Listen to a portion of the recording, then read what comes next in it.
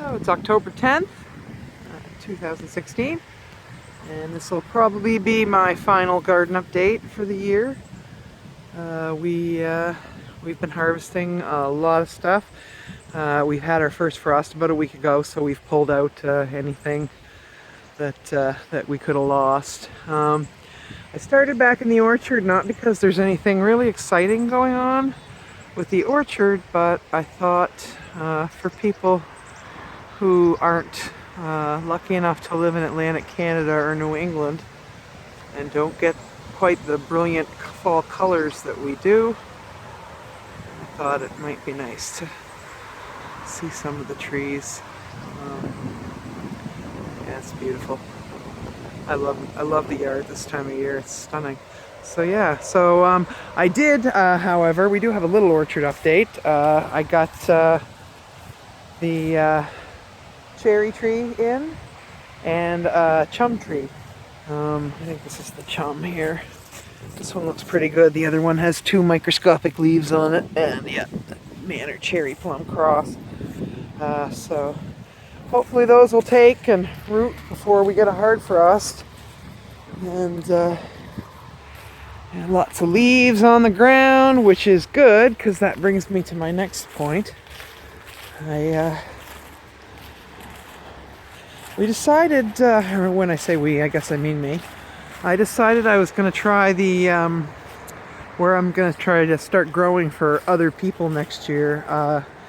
I need to make this less labor intensive, and it's very labor intensive right now. So I've got a few things planned, but we are going to start doing the Back to Eden gardening method, which I don't know if any of you have. I'm sure probably most of you have heard of it. It's where you utilize wood chips and kind of more permaculture concepts to constantly feed your soil. And so we're going to be doing that, and we're going to be composting a lot more.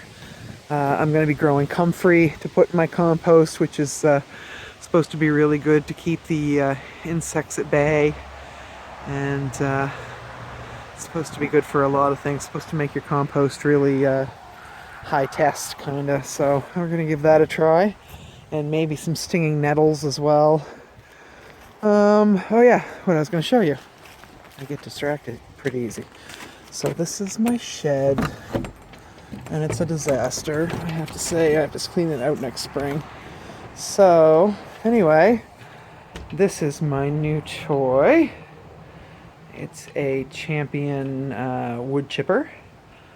So if anyone ticks me off, no, I'm just kidding. We're going to start getting rid of some of the brush that we have, and we do have a lot of brush. Right over here, we were planning on burning it, and then we just didn't have any fires this summer for some reason. Much to my wife's dismay, because she did try to get me out here a few times, but I'm kind of glad I resisted now, because I'm going to chip this pile of wood, and we're also going to be taking down these two little scrub maples here, and I think I can chip quite a lot of those. It does up to a 3-inch diameter, so, and we're taking down that apple tree down there too, so I'll be able to cut that up for firewood, and that shrub right there is going. So we're going to try to open up this area for hopefully right here a greenhouse. Maybe not next year, it might take me a year or two. I'd love it to be next year, but I don't know if that's going to happen. Because we also want to put up a hoop house so that we can do more, more like a 9-10 month growing season. Instead of just 4, which is pretty much what we have now, 4 or 5. So my hoop house will improve it quite a lot. As for the garden itself, we have been pulling a lot of stuff out. We harvested the sweet potatoes. We had a good sweet potato harvest this year. I taped it, so if you're watching, you probably know that. But we had a pretty good year, and next year I'm going to try to amp up the heat, and in like a little hoop house of some sort over the bed, and we'll see if we can get some better ones even. And this is my strange surprise. My canes that are first year canes fruited. And I'm not quite sure if that's a normal thing, but it's a delicious thing. They taste really good. And we've had a couple frosts and they're still fine, so I hope it means they're still going to fruit next year, though. If any of you have experience with growing raspberries, let me know. Because, oh, here's a big fat one. Because I mean, look at them. There's a ton of them. And I know they're not going to have the chance to all ripen. So, I'd really like it if they did, but I don't see it happening. It's getting pretty chilly. So, yeah, I hope they fruit next year. The blueberries are starting to die back here. And sweet potatoes are gone, like I said. The strawberries are starting to die back, which is good. I'll cut the runners out of there once they do. And I planted some new lettuce down there at the end of the bed, and the old lettuce is starting to die off here. And cucumbers and melons got pulled. I still have some very tiny crappy beets in there. I planted them and never thinned them, so. And we got some radishes gone to seed. And we still have, these are all cold hardy, so they're still going. We got a bunch of leeks.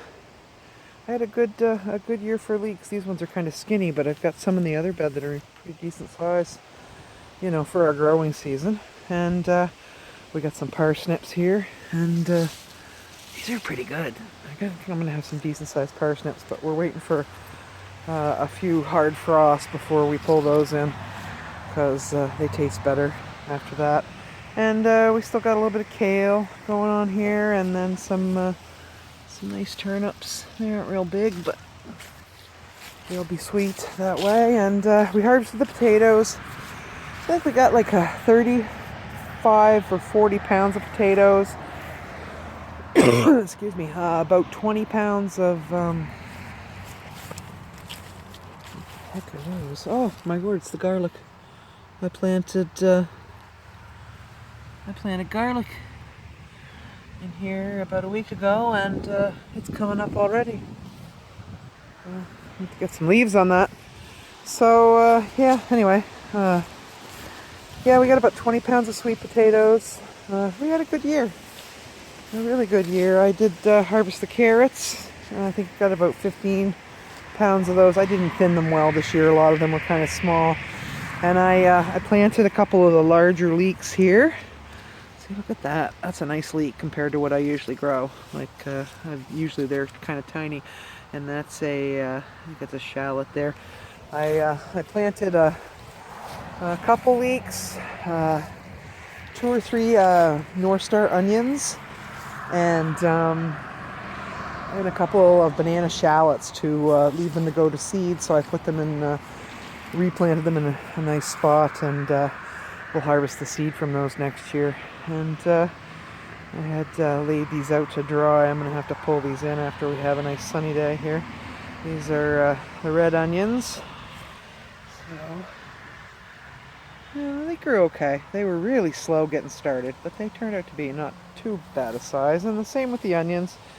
I took a lot of the smaller ones in and a few of the bigger ones, so these are all what's left, the medium sized ones. And we did get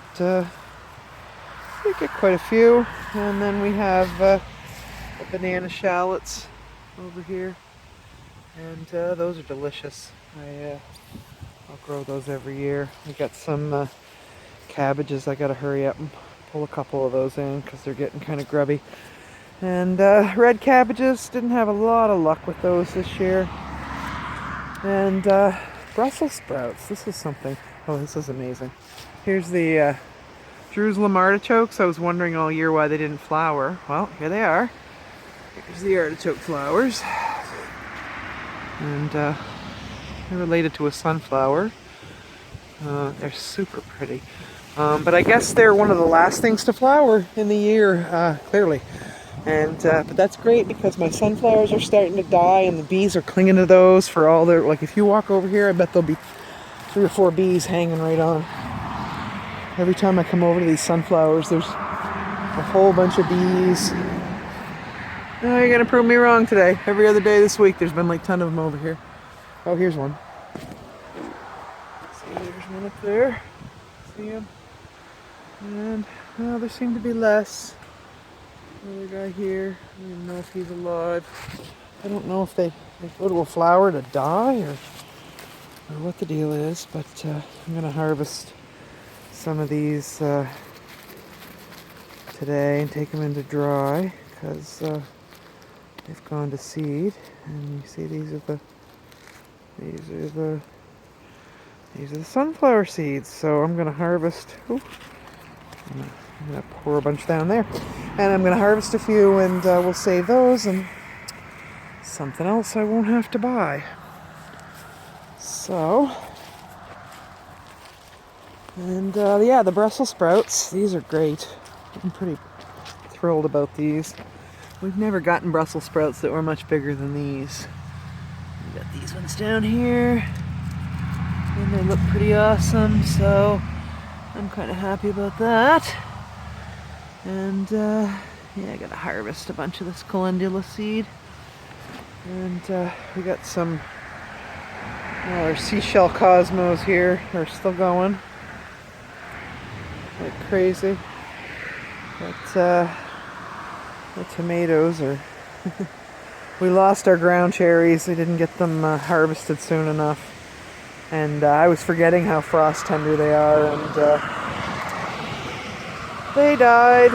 So that was kind of a bummer because there was quite a lot of fruit on them, but oh, we'll live a year without ground cherries. So, and the beans are done. Pretty much everything, as you can see, is done.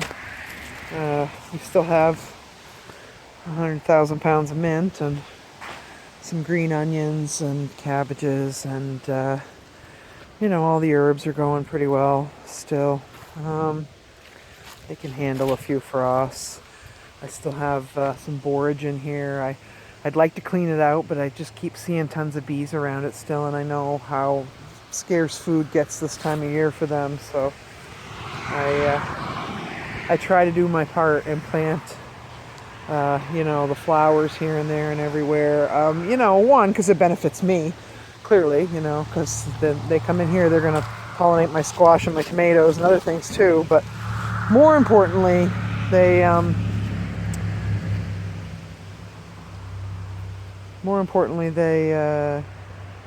you know, they need food sources in order to survive, and we're killing them off by the hundreds of thousands. These are kind of going to seed here, but we had Thanksgiving and we didn't made some other meals, so we haven't eaten any broccoli, but clearly we need to because there's a few here that so yeah, everything is pretty much done. It's pretty much the end of the year. I got the my celery still down there, and I did get my garlic seed. I got oh geez, four different kinds, I think, and I got 11 pounds of garlic seed. I planted at least one full 4x8 bed, maybe two. Honestly, I'm not even sure. I think I planted 2 4x8 beds with garlic, and then I've got a 4x4 bed over there that I filled too. And then I threw a few back in that 4x4 bed behind the kale. So I just kind of chucked them wherever I could. And yeah, here's the leeks and the shallots, or the onions and the shallots that I let go to seed. We'll get those next year. So yeah, that's pretty much it. The garden is just about done. It was a great year, and next year I have big plans. Like I said, I want to get a hoop house and get that out there on the left, you know, kind of behind the raspberry bed over there. And we're gonna plow up a bit of a field to grow some potatoes and onions and kind of amp up our production a little bit. And I do plan on putting 2 more rows of raised beds in front of these ones. So that'll be another 10 right there. At some point I'm going to fill in that gap by the raspberry bed, so that'll be 12. So, and I'm hoping to put in some blackberries and maybe some Arctic kiwis and a few more fruit trees. So, you know, time and money permitting, I guess we'll see what happens. But it's been a good year, and thank you everybody for watching. And there'll be lots more stuff to come next year.